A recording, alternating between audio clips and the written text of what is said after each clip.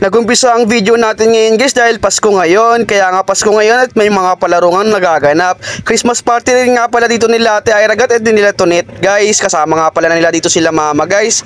At yung mga kamag-anak namin guys at mga kabarangay namin dito guys as kasama rin. May nanalo rin nga pala ditong couple guys. Yan nga si Kalbo guys at saka yung jowa yan si Justin. Tara, samahan nyo ako.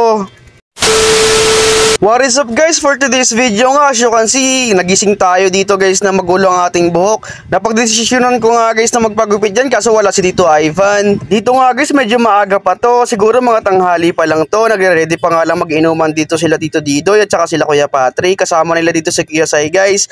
Nagumpisa na nga dito guys sa video na to ang ating Christmas party. 24 pala to ng December guys, kaya ngayon ko lang to may upload.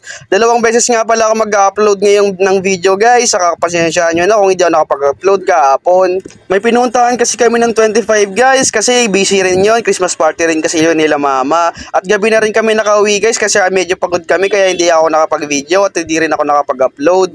Nakakatuwa nga to guys 24 nila naisip mag-Christmas party kung kailan magpapasko na talaga, isang tulog na lang. Nakikita nyo nga dyan guys na napakarami ng regalo kasi mag-exchange gift din sila maya-maya lang. Siyempre bago mag-umpisa ang exchange gift, ito nga ang ating entry na si Ate Asinet, magpapalaro na siya.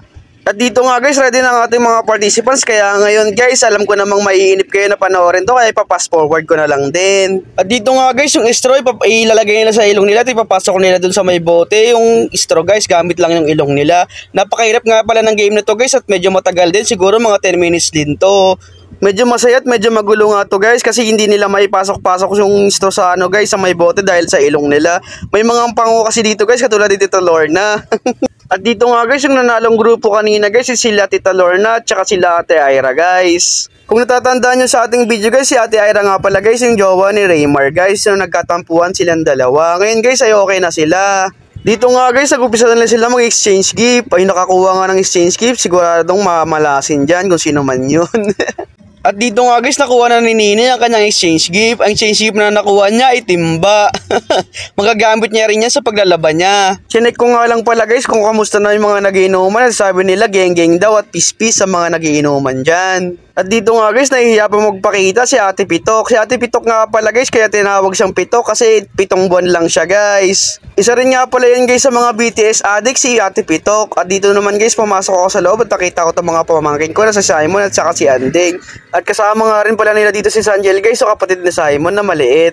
At habang nagkakasiyahan nga guys at tinahantay ng lahat ng Pasko guys, nandito naman to si Kuya Randy, nandito lang sa loob ng bahay. Masakit kasi daw yung kanyang leg guys kasi nga nawawala na ang kanyang leeg guys sa sobrang katabaan niya. At nahuli ko nga dito guys ang magjowa guys na naglalambingan at nagbubulungan pa. Akala nila hindi ko sila makukunan guys oh. At dito naman guys, tuwan-tuwa si Aaron habang hawak-hawak ni Tito Aldrin dito guys. Ayan nga guys, so umuulan na naman sobrang cuteness dahil kay Arian. At dito nga guys, maya-maya nag-umpisa na ang kanilang game, naubusan ng ice cream. Ayan nga guys, naka-blindfold pa sila at pinapasubo sila ng ice cream dito guys.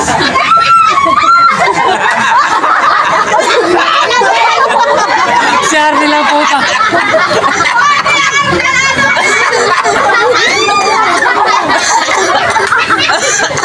Sanay ka!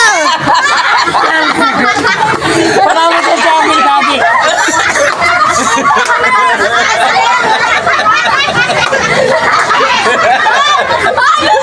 Ang nakakala nga ng lahat guys na mananalo na si Arnel pero hindi. Ang nanalo nga dito guys ay si Kalbo at saka si Justin yung magjowa na yan. Hanggang dito na nga lang tong video guys. I-upload ko na rin yung kasunod dito maya maya lang. See you, bye bye, see you in my next vlog.